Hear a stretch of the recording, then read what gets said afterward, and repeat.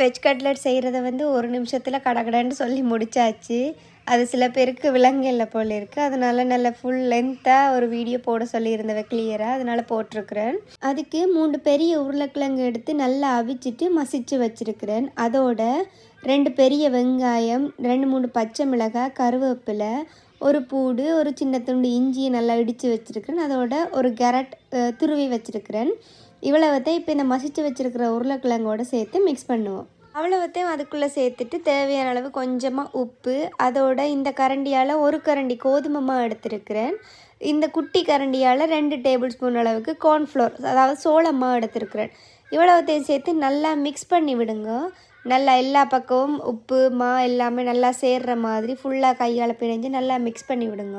அவ்வளோத்தையும் மிக்ஸ் பண்ணிவிட்டு இதை வந்து தட்டையாக தட்டி எடுத்தாலும் ஓகே, இல்லாட்டி உங்களோட ஷேப்புக்கு ஏற்ற மாதிரி உருண்டையாக பிடிச்சிட்டு அப்படியே மாவில் துவைச்சி ரஸ் போட்டு எடுத்து பொரித்தாலும் ஓகே. நான் வந்து இந்த டீப் ஃப்ரை பண்ணல, ஷாலோ ஃப்ரை தான் பண்ண போகிறேன். எண்ணெயை வேஸ்ட் பண்ணாமல் ஷாலோ ஃப்ரை பண்ணி ஹெல்த்தியாக சாப்பிடுவோம் அப்படின்னு யோசித்தது.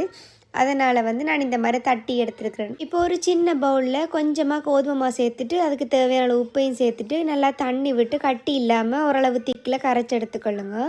இப்போ இந்த எண்ணெயை வந்து கொதிக்க வச்சுட்டு அந்த மாவில் துவைச்சிட்டு அதுக்கப்புறம் ரசத்தூளில் போட்டு பிரட்டி எடுத்துட்டு எண்ணெயில் போட்டு பொரிச்செடுக்க வேண்டியதான்.